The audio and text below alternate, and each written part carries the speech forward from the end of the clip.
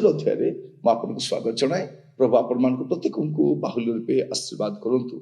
आज जो प्रसंग आम प्रभु वाक्य आलोचना करवा, आलोच्य प्रसंग हूँ कहीं भय करुछंती, कहीं भय करुछंती। प्रिय भाई भनी माने बाइबल परमेश्वर आपन कहवाई चाहती तेरे कहीं भय करुछ। ए जगत हुए तो आप निसंग हो जाई पारंती, ए जगत आपन को विरोध करि पारे, लोक माने आपन को नाना प्रकार षड्यंत्र करि पारंती आपन को विरोध रे, हेले मध्य भय कहीं।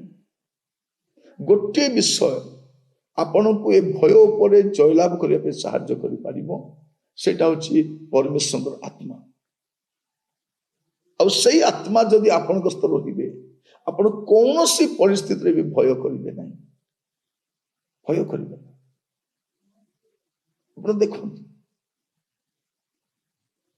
जोसेफ भय करि नाहंती, लज्जित हेले, अपमानित हेले, तांको बंदी करा गला, भय नहीं, मूल्य देवा पे प्रस्तुत अच्छा। आप तीन बंधु को देखते, से तीन बंधु मत भय करू नाहंती, दानिएल भय करू नाहंती, कारण परमेश्वर आत्मा अच्छा। आज प्रसंग कहीं भय करुछंती, से आत्मा अच्छी कि आपन सहित जदि अच्छी आप डरवे नहीं, कौन सी परिस्थिति को भय करेंगे नहीं, अभाव को भी भय करेंगे नहीं, रोग को भी भय करेंगे नहीं। मोर तो खोलंतु द्वितीय तिमोथी प्रथम अध्याय तार 7 पद कौन लिखा जाए, कारण ईश्वर आम्भ मान को भीरुतर आत्मा दे नाहंती। कौन लिखा अछि, ईश्वर आम्भ मान को भीरुतर आत्मा दे नाहंती। प्रभु आम मान को जो आत्मा देइछंती, से आत्मा रे भीरुता न थाए।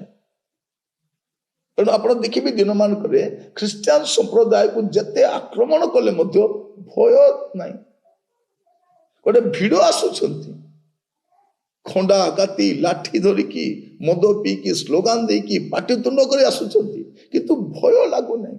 भाभी देखंतु 5-10 जन को आक्रमण करने 500 जन आसुछंती, गोटे छोट गाँव 2-3 परिवार को आक्रमण करने 100 लोक आसुछंती। से किसी गुंडा भी दरकार, गंजे भी खाइबा दरकार। ए साधारण निरीह लोक जन कथा कहि परिबे नहीं, तांको सहित कथा पे गंजे मद न खाइले कथा ही पारु नांती। से माने भाभी देखंतु केते डर, खाली कथा हेबा पे एते भिड़ दरकार, 5 जन जाय कथा ही परिबे नहीं। देखो आमर विश्वासी मन को आख पाखरे केही न थाउछंती, बाकी लोक तो परे जाउछंती, साहाଯ୍य परे जाउची, प्रशासन परे जाउची, एफआईआर परे होउची, रैली परे होउची, मीडिया रे परे आसुची, किंतु एई 4-5 जन एकुटिया सामना करूछंती ए भिड़ को। भाभी देखंतु आपण काहे से भितरे गोटे आत्मा अछंती, से भीरुतर आत्मा नुहंती। मु पचारिबा पई चाहे काहे भय करूछन, लिखा जाउची एई कारण मु तुमानको 7 पद पढ़ुची, कारण ईश्वर आम्भ मान को भीरुतर आत्मा दे नाहंती, मात्र शक्ति प्रेम सुबुद्धिर आत्मा दे अछंती। शक्तिर आत्मा, प्रेमर आत्मा। देखंतु लोक माने हमर एते क्षय क्षति कले मध्य गोटे प्रेम रे कथा होछ, हो करि देले बाधा नहीं, घर भांगी देले, बाड़े देले, रक्ताक्त कले हेले भी प्रेम बाहरुची। से आत्मा थिले प्रेम बाहरिबो। से आत्मा शक्ति जगाती, ताड़ना कष्ट समय स्थिर रहिबा पई से आत्मा कौन करती, सुबुद्धिर आत्मा।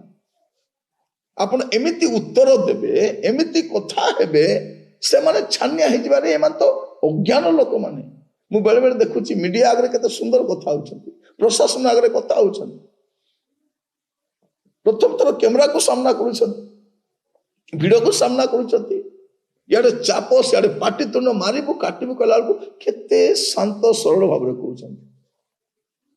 माने ख्रिस्टियन मानकर से उग्र रूप आपण देखिबे नहीं, काहे से आत्मा ही सेमती आत्मा।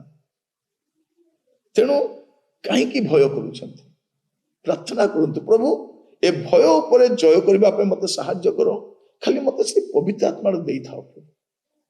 आ से आत्मा पाइले जे आपण आत्मा चिन्हिबे, सुस्थ करिबे, भाववाणी कहिबे, परभाषा कहिबे, ଭାଷାର ଅର୍ଥ କରିବେ ତାହା ନୁହେଁ, ଆପଣ ପରିସ୍ଥିତିକୁ ବି ସାମ୍ନା କରିପାରିବେ, କଷ୍ଟକୁ ସାମ୍ନା କରିପାରିବେ। ଦେଖନ୍ତୁ ଆପଣ ଘରୋଇ ଜୀବନରେ କେତେ ସମସ୍ୟା ଦେଇ ଯାଉଛନ୍ତି, ଏକୁଟିଆ ଗୋଟେ ଗାଁରେ ଅଳ୍ପ ବିଶ୍ୱାସୀ ପରିସ୍ଥିତିକୁ ସାମ୍ନା କରିପାରୁଛନ୍ତି, କାରଣ ଭିତରେ ଯୋଉ ଆତ୍ମା ଅଛନ୍ତି ସେ ଭୀରୁତାର ଆତ୍ମା ନୁହନ୍ତି, ସେ ଶକ୍ତିର ଆତ୍ମା ଅଟନ୍ତି, ପ୍ରେମର ଆତ୍ମା ଅଟନ୍ତି, ଆଉ ସୁବୁଦ୍ଧିର ଆତ୍ମା ଅଟନ୍ତି। ପ୍ରଭୁ ଆପଣମାନଙ୍କୁ ବାହୁଲ୍ୟ ରୂପେ ଆଶୀର୍ବାଦ କରନ୍ତୁ। ପ୍ରିୟମାନେ, ଏପରି ଆମେ ପ୍ରାର୍ଥନା କରିବା, ପ୍ରଭୁ ସେ ଆତ୍ମା ମୋ ସହିତ ରୁହନ୍ତୁ।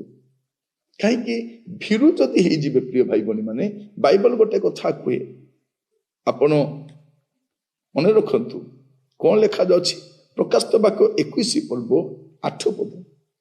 କିନ୍ତୁ ଯେଉଁମାନେ ଭୀରୁ, ଅବିଶ୍ୱାସୀ, ଘୃଣ୍ୟ, କଳଙ୍କିତ, ନରଘାତକ, ବ୍ୟଭିଚାରୀ, ମାୟାବୀ, ପ୍ରତିମା ପୂଜକ, ସେମାନେ ଓ ସମସ୍ତ ମିଥ୍ୟାବାଦୀ ଅଗ୍ନି ଓ ଗନ୍ଧକ ପ୍ରଜ୍ୱଳିତ ହ୍ରଦରେ ଅଂଶ ପାଇବେ।